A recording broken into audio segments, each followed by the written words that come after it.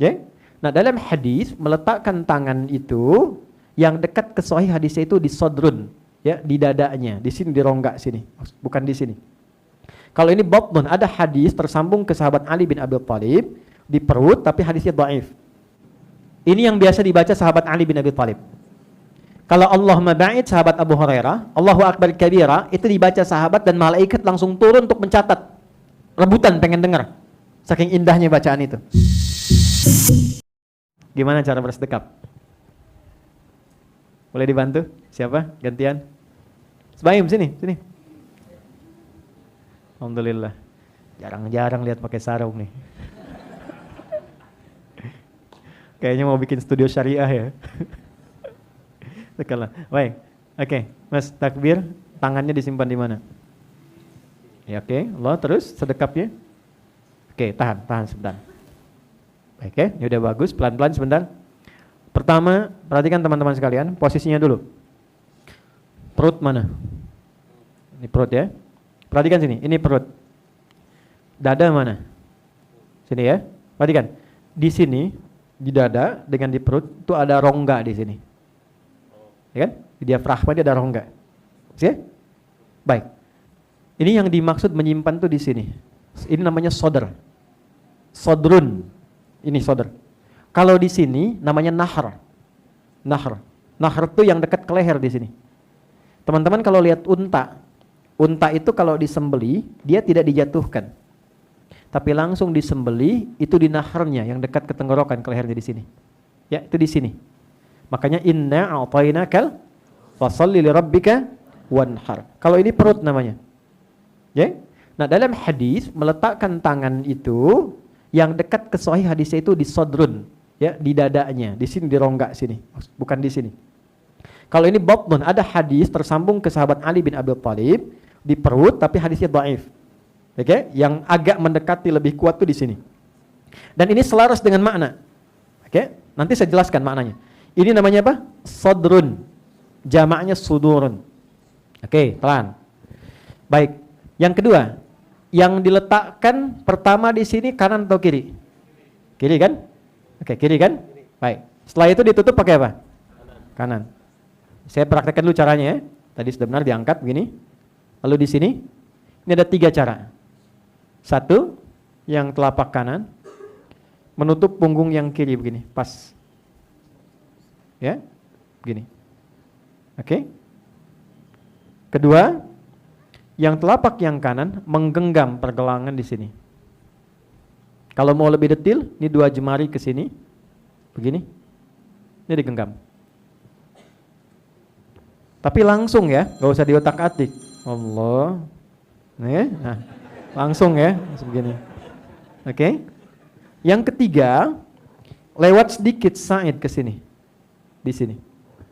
Tapi tidak sampai ke sini. Awas, subuh di puncak sampai sini ya. Ya, jadi nggak sampai sini. Bahkan ini yang tidak diinginkan oleh Nabi. Ya, jangan sholat seperti orang sombong dalam bersedekap, kata Nabi. Ini kiasan, karena orang Arab tuh banyak pengusaha, pedagang, kalau sedang ngamatin proyek kan begini. Ya, makanya cukup sampai di sini. Letaknya di sini. Tidak di sini, lemah hadisnya, dan tidak di sini. Ini nggak ada hadisnya. Ada riwayat menunjukkan yang di sini terkait dengan masa perang. Ya, karena pedangnya lokasinya di situ. Makanya nanti dalam profesi yang di militer, dalam konteks sedang diutus misalnya perjuangan, itu boleh meletakkan tangannya dekat dengan senjatanya, boleh begini. Jelas ya? Baik, silakan duduk sini dulu. Enggak usah jauh. Baik, kan kalau dekat dengan papan tulis bisa ngapus, bisa nulis kan? Lihat sini. Oke, sekarang masuk ke maknanya. Kenapa letaknya di sini? Oke, kenapa kiri duluan? Kenapa ditutup kanan duluan? Ini ada asalnya. Jadi semula sholat itu tidak bersedekap, asalnya begini. Dan jangan semua yang sholat begini diartikan tidak. Nggak semua Syiah begini. Ya, tidak semua yang sholat begini Syiah. Di Sunni ada. Di Sunni ada dan riwayat asal, terutama dari Imam Malik. Makanya yang mazhab Maliki itu sekarang, dulu di Madinah, itu Maliki. Kemudian sekarang dikembangkan di Afrika Utara, khususnya di Libya, Tunisia, Maroko, khususnya itu Maliki. Nyebrang sedikit ke Itali, Spanyol itu Maliki. Jadi kalau mereka sholat, Anda ke Mekah, ada yang sholat begini, Allahu Akbar, itu mengamalkan riwayat pertama. Dan jangan ditanya, hello, how are you? Gitu ya. Dia sedang sholat, nggak usah tanya. Tiba-tiba takbir tuh, Allahu Akbar ya. Saya pernah masalahnya dulu saat pertama ke Tripoli, teman saya, dia Maliki ya. Saya nggak tahu karena masuk masjid kan, samping. Saya baru masuk juga. Kita masih berdiri kan, duduk begini, samping. Apa kabar? Kemana aja kamu? Allahu Akbar. Orang lokal. Ya. Kaifa halik salaminak anta? Allahu Akbar. Baik. Ini kenapa kemudian tiba ada riwayat untuk sedekah? Mulanya turun Quran surah 11 ayat 114. Asal mulanya ayat ini turun karena ada orang yang berbuat salah. Berkonsultasi ke Nabi ingin taubat. Tapi perhatikan cara konsultasinya. Ya Rasulullah, saya salah. Saya baru berbuat salah. Tolong hukum saya sekarang. Coba Anda bayangkan. Jadi sahabat tuh begini cara berpikirnya. Mereka menyadari bahwa betapapun kegiatan di dunia ini menggembirakan, hasilnya itu luar biasa, dapat kemewahan, tapi mereka menyadari semua akan ditinggalkan. Yang abadi cuma akhirat. Dan ini bisa kita jadikan pegangan. Dan tampak, apalagi di sini dekat kuburan kan. Ya kan? Ya, Mas Bayi mungkin kan sering main di situ kan. Lihat-lihat aja. Coba di kuburan itu ada nggak yang dibawa ke situ? Tadi barusan ada yang dikuburkan, saya nggak pernah lihat dikuburkan dengan mobilnya, ya, atau handphone terbaiknya. Tetap dia membawa tubuhnya saja. Dan bagi seorang muslim cuma 2 kain untuk laki-laki, kafan, dan 3 untuk perempuan tambahan kerudung. Dan tolong saya ingatkan dari sekarang ya, kafan itu nggak ada kantongnya. Untuk memberikan kesan bahwa yang dibawa bukan dunia. Nah sahabat tuh berpikirnya, saya khawatir lebih baik dihukum sekarang daripada di akhirat dihukum. Karena pada akhirnya segala kemewahan dunia pun akan ditinggalkan. Tapi bukan dilarang hidup mewah. Yang passionnya ingin dengan harta justru diminta oleh Quran dan hadis sekaya-kayanya. Supaya bisa ibadah dengan hartanya. Kalau belajar sepintar-pintarnya. Supaya bisa ibadah dengan ilmunya. Jadi kalau Anda usaha jangan nanggung. Sampai tingkat tertinggi. Jadi ada 3 tingkatan kekayaan itu. Kaya banget, kebangetan kayanya. Itu yang ketiga tuh. Ya, sampai yang ketiga, kalau nggak dapat tuh gimana bisa infak? Gimana ngajarin sedekah? Gimana zakat? Gimana haji? Gimana menghajikan orang? Mengumrahkan orang? Jadi sahabat tuh nggak tanggung. Dulu passion itu diambil oleh Abdurrahman bin Auf. Ya. Kemudian ada Uthman bin Affan. Teman-teman, kemarin waktu riset kami, saya itu riset. Jadi saya tuh terima honoris causa kemarin. Ya bukan untuk gelar-gelar, saya tidak terlalu peduli dengan itu. Yang nawarkan tuh sudah beragam, dalam dan luar negeri. Tapi kenapa saya terima UMJ kemarin itu?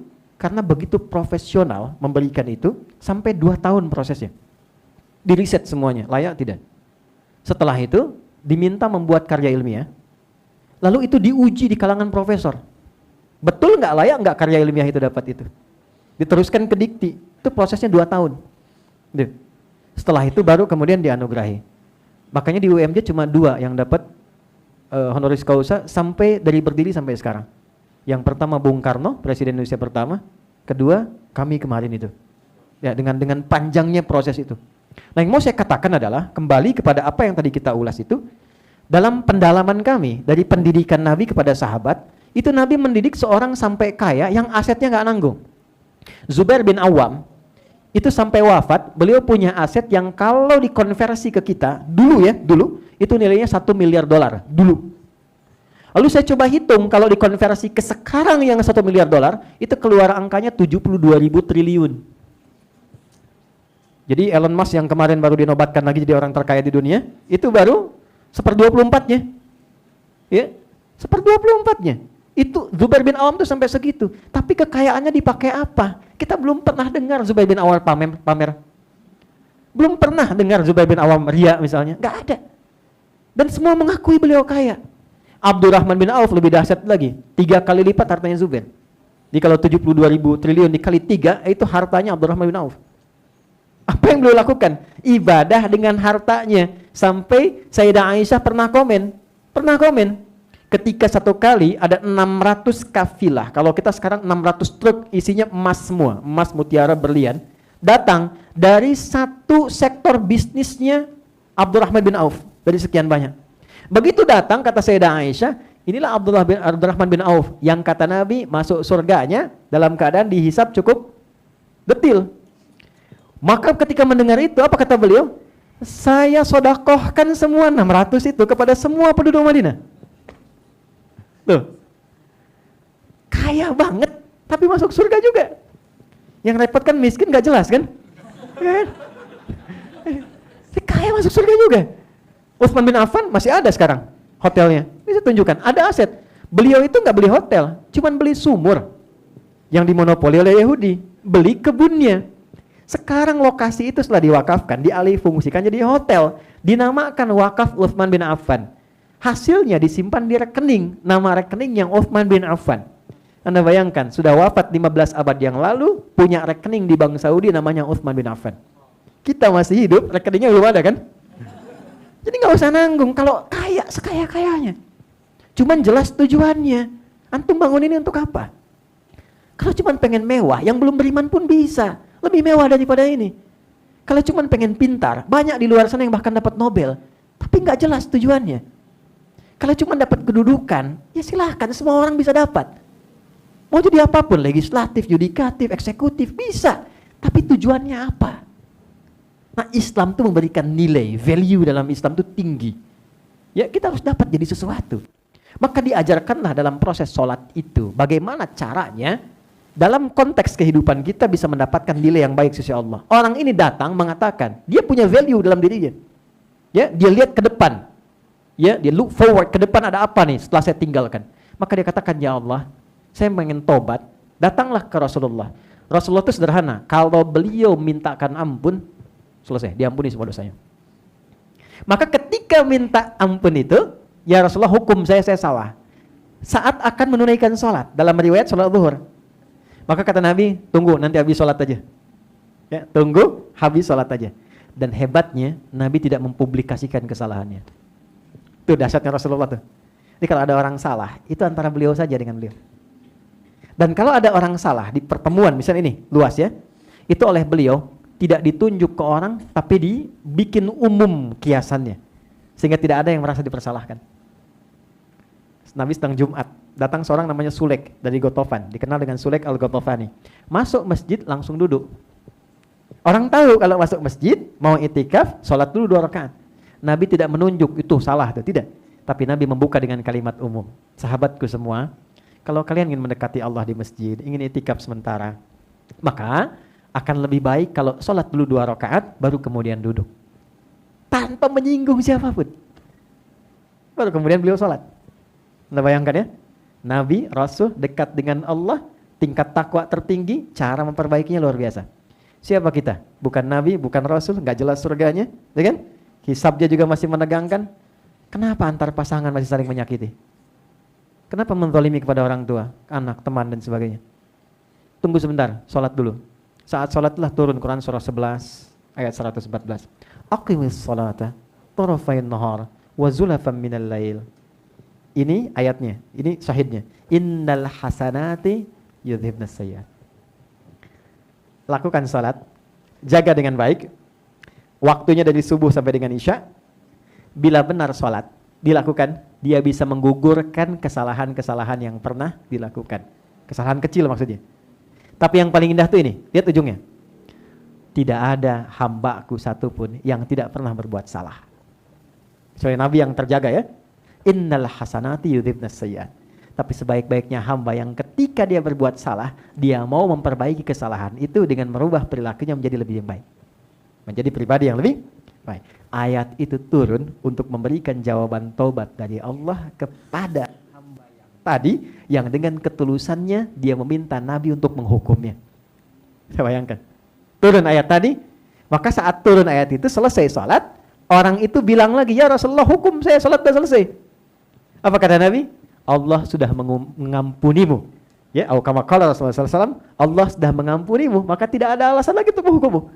Nah, dari situlah kemudian untuk menggambarkan hikmah ayat itu, mulailah sedekap tangan kanan telapak diletakkan menutup punggung yang kiri begini. Kenapa kiri ditutup duluan dengan yang kanan? kiri ini gambaran dari sesuatu yang divisualisasikan kadang kurang baik. Aliran yang nggak bagus, aliran apa? Kiri. Pemikiran yang nggak bagus, pemikiran apa? Kiri. Ya. Sedangkan kanan digambarkan sesuatu yang baik. Gambarannya apa? Kalau Anda pernah berbuat salah, cepat tutupi kesalahan itu dengan kebaikan. Maka kalau kita perbanyak kebaikannya, yang salah ini akan dilupakan. Jadi maaf, begini ini maksudnya. Hei, gak pernah ada orang suci itu. Dan gak pernah ada orang yang gak pernah salah. Pasti pernah salah. Tapi selalu terbuka peluang menjadi lebih baik. Ya, caranya banyak. Termasuk kesini pun itu bagian dari kebaikan. Makanya tempat seperti ini untuk belajar disebutnya majlis. Majlis itu apa? Majlis itu dari jalasa, tempat yang mengangkat orang menjadi lebih tinggi. Jadi kalau Anda duduk di bawah, saya minta ke atas, itu orang Arab mengatakan ijlis, tempatnya majlis. Kenapa tempat menuntut ilmu disebut dengan majlis? Karena ia akan mengangkat orang yang hadir ke situ ke derajat yang lebih tinggi dalam pandangan Allah Subhanahu wa taala. Makanya nggak semua orang bisa hadir. Jadi berbahagialah ketika Anda sudah berada di tempat seperti ini. Itu bukan karena mungkin Basma yang undang atau saya mungkin yang mengisi, bukan. Kalau Allah nggak menghendaki, nggak mungkin ada di sini. Demi Allah saya katakan, saya pun tidak tahu siapa yang datang, dan mungkin yang tahu pun belum tentu bisa datang. Tapi kenapa harus Anda yang dipilih? Perhatikan hadis Nabi. Perhatikan hadis Nabi. May yuridillahu bihi khairah yufaqihu fiddin. Kalau Allah menginginkan seorang jadi orang baik, maka yang pertama Allah tunjukkan, dibimbing dia untuk datang ke majelis ilmu. Jadi berbahagialah Anda yang terpilih bukan orang lain. Ini bukan kalimat saya.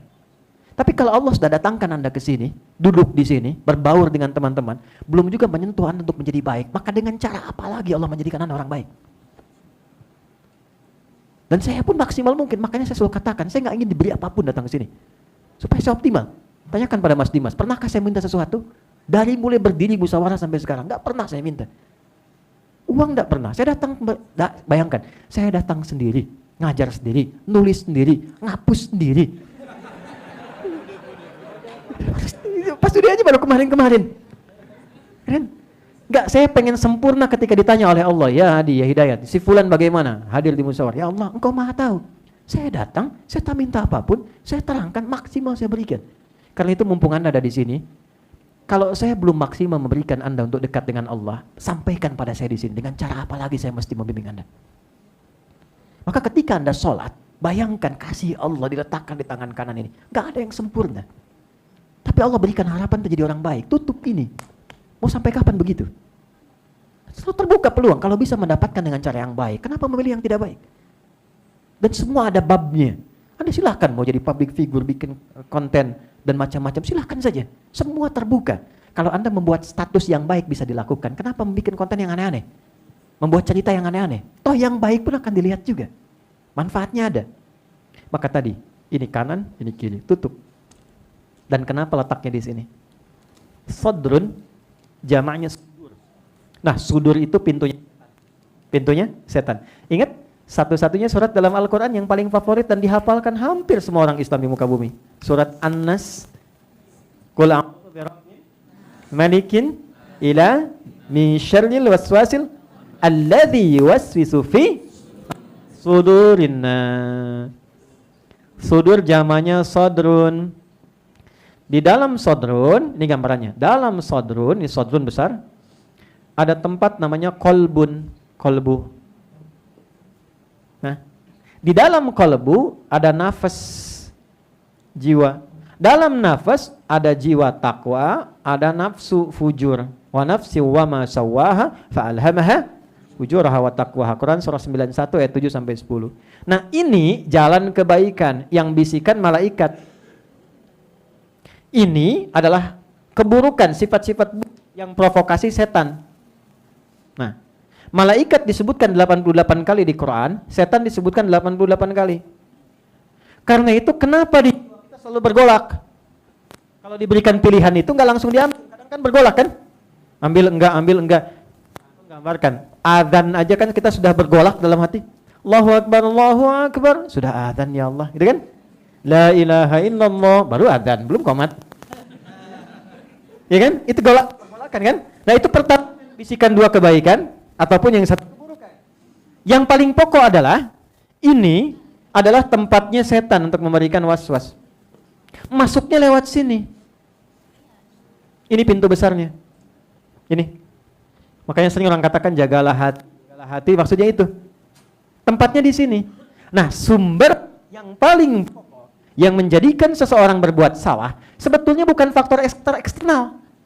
Faktor utamanya adalah faktor internal, ketidakmampuannya mengelola jiwanya atau hatinya. Maaf ya, sekali lagi. Kalau ada teman lewat kita panggil, lalu dia tidak menoleh, bukan berarti kita simpulkan dia sombong. Ya kan? Boleh jadi mungkin sedang buru-buru, atau mungkin gak terlalu terdengar, tapi karena tak mampu mengelola perasaan hatinya, setan masuk. Sombong tuh. Kemarin minta tolong, sekarang dipanggil aja gak nengok. Loh. Ya kan? Ini yang dimaksud saudara. Makanya baik-baik menata hati itu dalam berkehidupan memang tidak ada orang yang sempurna, tapi minimal kita bisa menjaga keadaan diri kita sehingga tidak menyimpulkan cepat keburukan pada orang lain. Suami pulang, istri cemberut. Oke?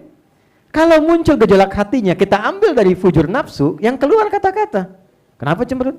Emang kenapa? Hah? Nggak nyambung. Tapi kalau kita bisa olah, qad aflaha man zakkaha, lawannya cemberut, senyum. Datang masuk lewat senyuman. Sayang, kok cemberut? Kayaknya kenal nih, keluarkan hadiah iPhone 14 misalnya, kan? Tapi itu tidak mudah. Ya, secara teoritis gampang, prakteknya tidak mudah. Itulah sebabnya kenapa ustadz pun kalau ngajar jarang bawa istrinya. Ini live gak? Oh, enggak ya, rekam ya. Oke, itu ya, kurang lebih teman-teman sekalian, ini letaknya di sini. Jadi kalau sudah diletakkan di sini, tutup, rasakan bahwa mungkin datang membawa kesalahan, segera tutup. Lalu istighfar, bacakan doa tadi, atau kita katakan Allahu Akbar kabira, walhamdulillah katsira, wa subhanallahi bukratan wa asli. Ya Allah, Engkau agungkan. Engkau aku agungkan. Dan maaf, boleh jadi ya Allah aku sholat ini membawa keagungan. Sombong terhadap orang lain, angkuh dengan kawan, merasa yang paling tinggi. Tobat kita. Walhamdulillahi katsira, terima kasih ya Allah berikan banyak sekali kebaikan-kebaikan kepada aku. Rizki, kedamaian, ketentraman. Itu maksudnya. Ya, kadang-kadang seringkali ada orang meminta lebih banyak dari luar yang apa belum dia dapatkan, tapi lupa mensyukuri apa yang telah Allah berikan. Dapat sepeda, minta apa? Motor. Padahal sepeda pun belum pernah dipakai ke masjid untuk sholat. Nah itu dihisab. Ya? Dan itu minta motor. Allah tahan dulu tuh, sepekan 2 pekan, jangan dulu beli motor. Maksudnya pakai dulu ibadah. Masih nekat, ya Allah motor ya Allah. Kasih motor. Belum dipakai untuk ibadah, belum nganterin anak, baru dipakai mejeng-mejeng. Sudah minta mobil. Hah? Nah itu dihisab. Coba buka pakaian di rumah tuh. Lihat, mana yang belum pernah dipakai ibadah. Jangan sampai ada satu dihisab, belum pernah dipakai ibadah. Itu ringan tapi dalam. Ringan tapi dalam. Oke ya. Jadi ini. Kemudian setelah itu terakhir saya tutup. Nah doa yang terakhir ini yang biasa dibaca sahabat Ali bin Abi Thalib. Kalau Allahumma ba'id sahabat Abu Hurairah, Allahu Akbar kabira, itu dibaca sahabat dan malaikat langsung turun untuk mencatat. Rebutan pengen dengar. Saking indahnya bacaan itu. Allahu Akbar kabira, alhamdulillahi katsira, wa subhanallahi bukratan wa asila. Itu nilainya tinggi sekali bacaan itu. Nah itu satu doa. Kadang kita gabungkan dengan yang kedua, wajjahtu wajhiya lilladzi fataras samawati wal arda hanifan muslima wa ma ana minal inna salati wa nusuki wa mahyaya lillahi rabbil alamin la syarika lahu bidzalika umirtu wa ana minal muslimin wa ana awwalul muslimin. Itu doa yang biasa dibacakan sahabat Ali bin Abi Thalib khususnya dalam salat malam, dalam kesempatan malam. Kenapa malam? Karena inti doanya ketika dibaca malam itu lebih meresap ke jiwa. Jadi kalau teman-teman baca salat Isya, tahajud, yang lain pun boleh dibaca. Tapi kalau baca yang ini, itu yang dibiasakan sahabat Ali bin Abi Thalib. Perhatikan baik-baik. Wajjahtu wajhiya lilladzi fataras samawati wal ard. Ya Allah, aku hadapkan secara total kepatuhan diriku kepada Engkau penguasa langit dan bumi. Inna salati wa nusuki. Kalau aku selama ini sholat, aku ibadah. Wa mahyaya, aku berkehidupan, beraktivitas dengan keluarga, dengan masyarakat. Wa mamati, atau Engkau wafatkan aku di detik ini saat salat. Lillahi rabbil alamin. Aku pasrah, aku ikhlas, aku tunduk pada ketentuan. Jadi biasanya kalau teman-teman bangun malam, kita bangun kan ke hati lebih dalam bacaannya, lebih terasa ke jiwa ya. Yang dimaksud surat Al-Muzammil ayat ke-6. Inna nasyi'atal laili hiya asyaddu wat'a wa aqwamu qila. Jadi kalau berdoa malam itu dengan siang agak beda. Malam lebih khusyuk. Siang karena masih kerja banyak pikiran. Malam lebih teduh. Makanya malam lebih enak untuk kontemplasi. Untuk merenung, evaluasi diri itu malam. Nanti saya tutup dengan kontemplasi dalam keluarga. Kalau bisa dilakukan, demi Allah saya katakan itu selalu tenang dalam kehidupan keluarga. Oke. La syarika lahu wa bidzalika umirtu wa ana minal muslimin. Ya Allah, aku berjanji. Sejak salat ini, aku akan menjadi muslim yang lebih baik dan tunduk kepadamu sampai aku wafat. Jadi kalau baca doa iftitah ini yang wajah itu sampai akhir, kita itu sedang berkomitmen selepas salat jadi lebih baik. Jadi kalau jadi suami yang baik, istri yang baik, anak yang baik. Nanti ukuran kebaikannya tinggal belajar. Jadi tetangga yang baik. Bukan tetangga masa gitu, ya. Jadi semua ukurannya ada. Begitu itu diturunkan dan kita sedang berjanji di hadapan Allah. Makanya malu kata para ulama, kok baca wajah tuh begitu selesai sholat kok bermaksiat? Kok bisa selesai sholat saling mencela? Ya kan? Saling menyalahkan, saling merendahkan. Saya bingung kadang-kadang. Ya, di mana nilai keislamannya? Cobalah buka dengan kasih pandangan kasih sayang, bi'ainir rahmah. Pada akhirnya kita salah juga. Masa orang yang akan salah harus memvonis kesalahan orang lain? Salah itu perbaiki, tunjukkan, ajarkan dengan lembut, doakan. Dan biarkan Allah berjalan dengan takdirnya. Gitu. Kalau hidup seperti itu damai kita. Baik ya. Nah ini sampai iftitah. Baru kalau ini sudah terbuka, sudah lapang, sudah enak, baru baca Al-Fatihah. Dengan maknanya. Dan itu cepat, kalau sudah terbiasa cepat kita. Makanya baca Al-Fatihahnya pun setelah hati merasakan ketenangan. Sekira